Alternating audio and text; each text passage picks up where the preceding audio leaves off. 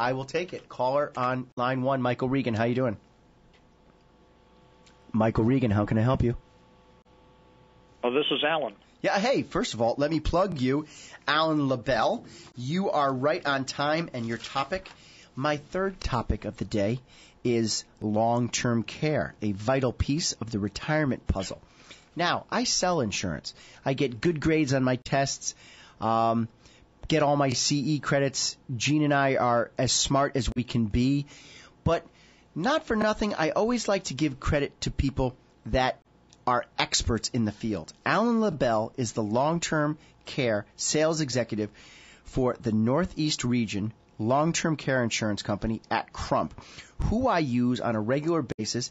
The first caller, Jean, who called in on the show, was a long-term care purchaser. She was nice enough to purchase it from me. And I'm using you, Alan, as a call-in guest to plug yourself, first of all, with your knowledge. I have your whole BIOS here. Great BIOS. You're quite intelligent.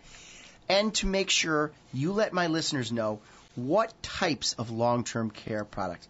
The first thing I always hear is, I can't afford it. Alan LaBelle, take it away. Well, there's a couple of things. Long-term care insurance does not have to be as expensive as what people think. And a lot of times it comes down to the style and the amount of benefit that you're trying to manufacture within the product itself. And sometimes people try and build in more than what they really need. Example is this. Up until a few years ago, lifetime benefits seemed like the way to do things. Buy lifetime, because right. You don't run out of benefits. Average claim rate now is running about 4 years. From the carriers, that's what they're telling us. So lifetime might not be as necessary as it once was, so a lot of times we're suggesting take a look at 5 years. It keeps the pricing down. Another area that will influence the price is the whole concept of inflation. And for years, the industry was promoting 5% compound. That becomes an expensive factor. So we're suggesting take a look at 3% compound. You'll find that most of the claims are home care, not nursing homes. And the home care costs are not going up much more than 3 or 4% anyway. So I think it'll be tuned more towards that type of cost where you're going to receive care anyway. And the third issue is, how much do you buy? And a lot of folks look at the local nursing home and say, hey, the local nursing home in Connecticut costs, $10,000 a month. I should buy $10,000. No, you probably shouldn't. And the reason is this. The very first day you go on knowledge, claim, by the way, my friend. Pardon? Yeah, keep going. Good knowledge. I was going to say, the very first day you go on claim, you're not going to a nursing home. In fact, you may never get to a nursing home. Only Medicare about 11% of the claims. gives you 100 days in a skilled nursing facility. Yeah. In theory, it can. Average claim with Medicare is about 27 because there's other issues going on. But you really need to gear your pricing and your benefits towards your home care, which is not nearly as expensive as a nursing home. So if nursing home costs $10,000, you don't need $10,000 a month for home care. You could probably do something in that $6,000 or $7,000 range and have adequate care for a number of hours at home where you want to be anyway, and avoid trying to build in that such a big benefit that it becomes obtrusive cost-wise for you. Beautifully said. Now, nice and slowly, this is a good time oldies senior insurance talk show. Nice and slowly, what's an average case you deal with? And let me tell you what I've been experiencing in the field. I just had a very intelligent gentleman yesterday buy from me. Thank you for your business. His financial planner through Smith Barney or whoever the carrier is, the market obviously isn't booming right now. So they're getting to be part-time insurance agents. They're recommending to my client to purchase a product. I never even heard of the insurance company that was doing it. A little background, and you the expert, should interrupt me whenever you want. I trust Genworth Financial, very strong company. John Hancock. I like John Hancock. I loved John Hancock before June of 2010 until they changed their formulary on their plan. I like Prudential. I like Prudential's payout that you can actually take your bucket of money with you. I like Mutual of Omaha. Who in the industry do you like? Well, right now at CRUMP, we're the lead producer in the country under the brokerage system for long-term care. Right now, Genworth is getting probably in that 70% range of our business, followed very closely as far as our production numbers by Mutual of Omaha and Transamerica, which is another one. But right, out of San Francisco. Yeah. Genworth has always been kind of a lead suit because you're right, Mike. They've been there longer than anybody else. They started the industry back in the mid-'70s. They're paying out the most claims. They have very deep reserve pockets to pay future claims, and we are comfortable with them as a carrier. But, again, Mutual of Omaha and the Prudential, which has some cash features built into their product, have been looking very attractive to folks. Right. Genworth obviously is due to its definitions of activities of daily living. Very, very, spot on. There is a carrier that got out of the long-term care business, which is MetLife, correct? Correct. Yeah. Now, explain to my listeners, I know the answer, but you being the expert, explain why an insurance company like MetLife, such a sound financial life insurance company, would choose to get out of the long-term care market. I obviously know the answer, but you know it better, so go ahead. Explain that. Yeah, there's a couple things with Metropolitan, and not just Metropolitan, but with the industry in general, that you're seeing rate increases come along to existing policyholders. And the reason is this. Long-term care insurance is relatively young in insurances. It's only been around 35 or 40 years. Correct. And so when they manufactured these products up front, there wasn't really much history to look at. They did some intelligent guessing. There wasn't as much actuarial science facts. Correct. And some of the guessing they did not come into play. A couple areas. They had priced in a lapse ratio, which means how many people buy a product and then drop it down the road. They had priced in a lapse ratio of about 6 or 7%. What they found out is people bought policies and didn't drop them. They kept them, and the lapse ratio was only 1 or 2%.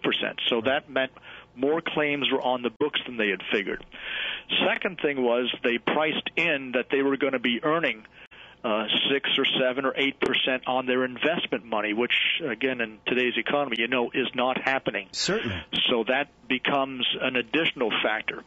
The other two areas that really affected Metropolitan was they were very competitive in the age 80 to 85. Now, I'm not an actuary, but probably the last group that I would want to be really competitive in for long-term care is the 80 to 85-year-olds because they are that much closer to having a claim. And the fourth area that affected them, they had a particular program which was a multi-life in a company setting that for 3 lives they would do some simplified issue, and it avoided answering some health questions. Right, simplified underwriting. And they underwriting. found out that business really hurt them because there were a lot of bad risks that came in under that program. So throw those all together, and they just decided, look, let's save what we can, just drop doing this now and protect our financial butts. Yeah, that actually came out about a year ago in the Wall Street Journal, and it was a smart, sound move on Metropolitan's part. I think so. They knew that their bucket of money was full with premiums taken in versus the worst-case scenario of claims being paid out. Mm-hmm. What you buy is an average daily allowance, whether it be $250 or $300. So you're looking at a 30-day average month. That's $9,000 a month. If the clients that they had purchased the product needed to put in the claim, Metropolitan knew that they needed to stop selling policies because they had reached their adverse selection, good risk to bad risk ratio. Right. You're really knocking this out of the park, Alan. We will make sure we give you full credit on the YouTube page. It'll say Alan LaBelle, long-term care sales executive for Northeast region. Most importantly, please talk about the product that everyone is telling me, these financial planners. By the way, I've been doing insurance for 20 years. Buy from me. And I go through CRUMP. I'm actually very proud to go through CRUMP. I like the product. Can you explain, one, you got a couple more minutes. One, what is this product that if you pay into it for 10 or 15 years and then you want to just stop paying, what is that? Well, you've got a couple sides. You have traditional long-term care insurance, which we've been bantying around. Correct. The other side of the street is what they call linked benefit products. And it's typically designed as a single pay. Now, there are some flex pays out there, but it's typically a single premium product. You dump a single amount of money in. For that, you get a death benefit. It's life insurance. So if you die, you get more back than what you put in. There is also another bucket, which is the long-term care side. That's why they call it linked. It's between life and LTC. There's a bucket of LTC money, which leverage-wise is 4 to 5 times what you put in on that single premium. So if you become disabled, you're going to get long-term care benefits out of it. If you die, you're going to death benefit. And the third feature, which has really been taking off with financial planners, is there is a 100% guarantee return of your principal at any point in time. So if you buy this and you want your money back in 2 days or 2 years or 20 years or 30, you're guaranteed to get all your money back. Say that again, course, nice and less slowly. Any claims that were paid. We got a nice following here. Make sure you say that nice and slowly because the phone's going to be ringing off the hook at GS Regan for this one. Okay. How does it work?